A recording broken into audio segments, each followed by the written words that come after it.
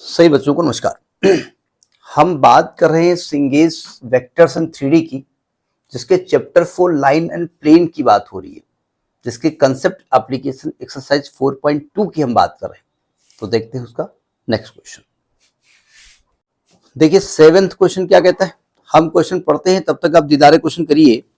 कहते हैं find the angle between the lines 2x is equal to 3y is equal to -z and 6x minus y is equal to -4z। पहले तो दो lines लिख ली जाए, फिर एंगल निकालने की बात करते हैं। तो equation of lines, equation of lines क्या है आपका?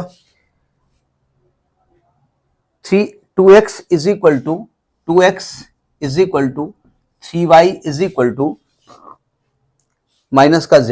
एक तो ये लाइन है और दूसरी जो लाइन दी हुई है वो दी है आपकी 6x is equal to minus y is equal to minus का 4z, माइनस का 4z।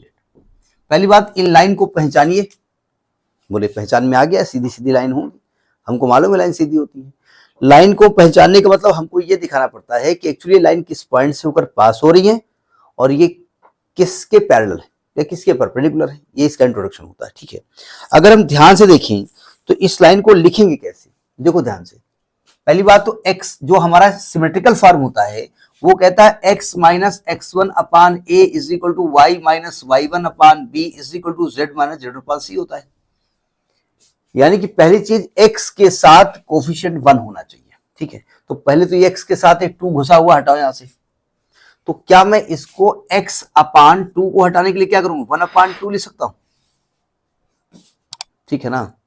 Is equal to y अपान 3 को हटाएंगे 1 अपान 3 इज इक्वल टू z अपान -1, ठीक है। ऐसे लिख सकते हैं।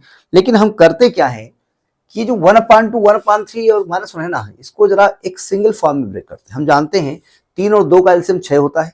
अगर मैं इसको 6 से मल्टीप्लाई कर दूं तो ये अपान हट जाएगा, तो ये हो जाएगा x अपान, इसको 6 से मल्टीप्लाई किया तो 3 आ जाएगा, y अपान 2 आ जाएगा और z अपान -6 आ जाएगा। अगर हम इसको चाहें तो इसको x minus 0 upon 3 is equal to y minus 0 upon 2 is equal to z minus 0 upon -6 लिख सकता हूं। अब इस लाइन को पहचान गए।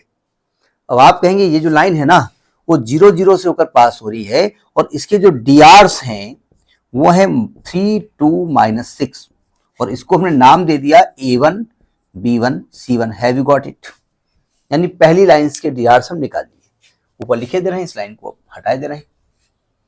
यानी आपके पास 3 2 -6 यानी ये पहली लाइन के डीआरस A1 B1 C1 आ गए, ठीक है। अब यहां पे आइए, ये लाइन भी क्या स्टैंडर्ड फॉर्म में है? नहीं है, चेंज करो।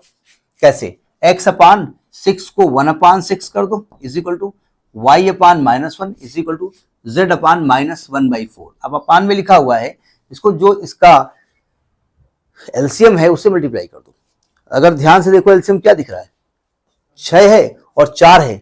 6 और 4 का एलसीएम 12 होता है।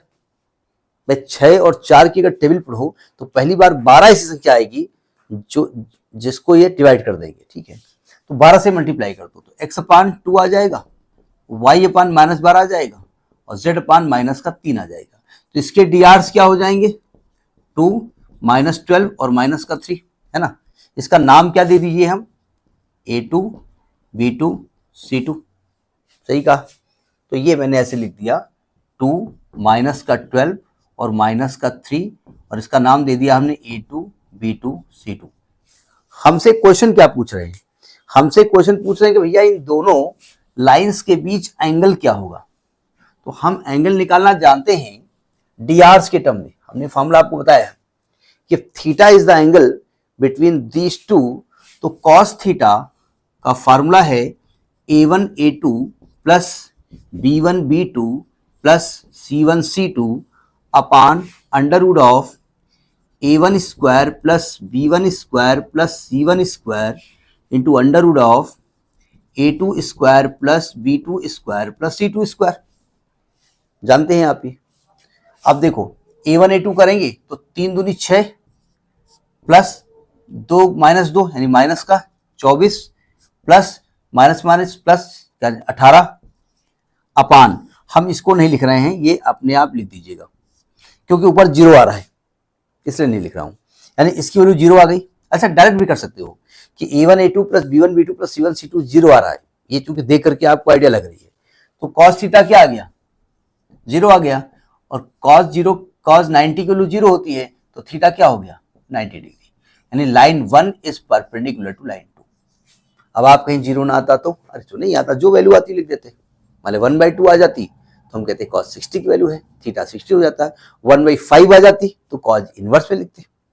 अगर भाई एग्जैक्ट एंगल आपको नहीं मालूम है तो इनवर्स में लिख दीजिएगा। तो this is 7th question. Okay, next in the next video. नमस्कार।